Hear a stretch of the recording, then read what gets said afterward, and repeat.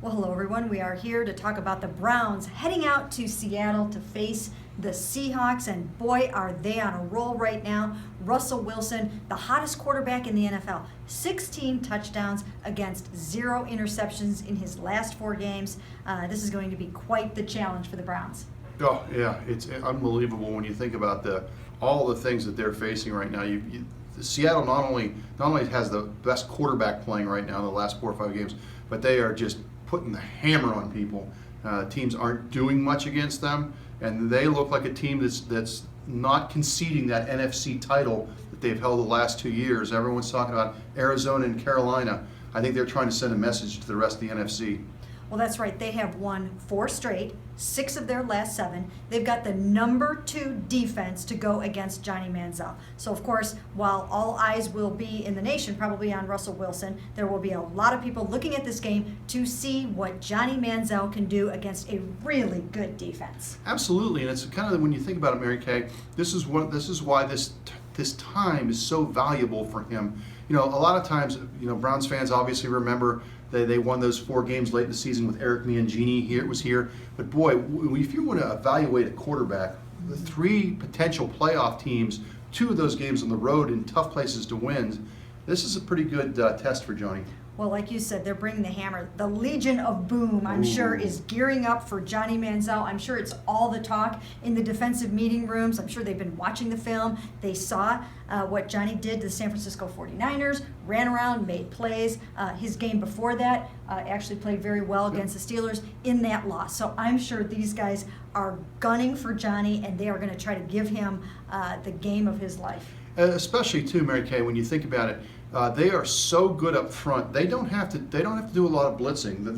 Their front 4 is strong enough to get pressure, and that leaves so many guys in coverage that's part of what makes that secondary and that pass defense so good. Well, and you've got guys like Richard Sherman, Earl Thomas, Cam Chancellor that are going to be out to show that they are for real. Obviously, we know that they are, but I mean, you're going to have guys going up against Gary Barnidge, Travis Benjamin, trying to make Johnny look mortal, basically. Yeah, and it's just going to be one of those games too. When you think about it, Johnny's going to have to score because they're going to score points against the Browns. Johnny's going to have to try to keep them in the game and score, but they can't get discouraged too. Again, as much as this is about wanting to win, what you don't want to do is get blown out of the mat off the map. So if he makes a mistake, it's probably going to happen against a defense that you can't get discouraged.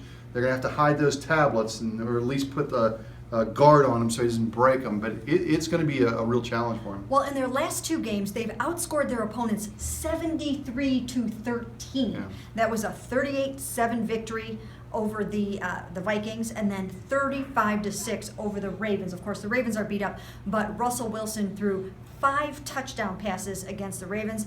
And again, like I said, in his last 4 games, 16 touchdown passes, 0 interceptions. He's on the hottest streak of any quarterback in the NFL since 1960 with 100 or more passes. And of course, the Browns are, that their secondary isn't what, they've wanted it to be this season. Obviously, Joe Hayden now is on injured reserve. You've got Doug Baldwin just playing lights out for them. So it's really going to be a tough football game. Yeah, I can't imagine too many people are picking the Browns to win. I don't want to speak to you for you, but I know I won't be picking them to win.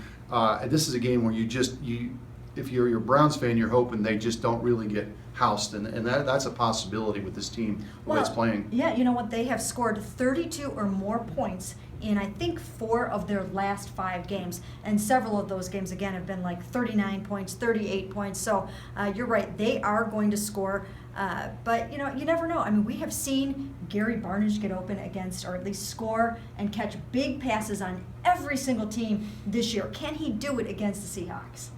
It's a great question, and we're going to find out. Guys like Barnidge and Travis Benjamin are going to have to come through for them. Johnny, you just have to feel like there's not going to be a lot of clean pockets there. Johnny's going to have to make plays with his feet.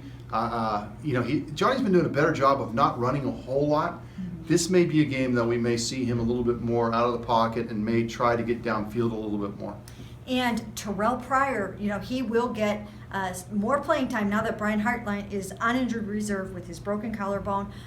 Taylor Gabriel will come up, back off the concussion. Terrell Pryor will get opportunities. And, I saw him get open some last week.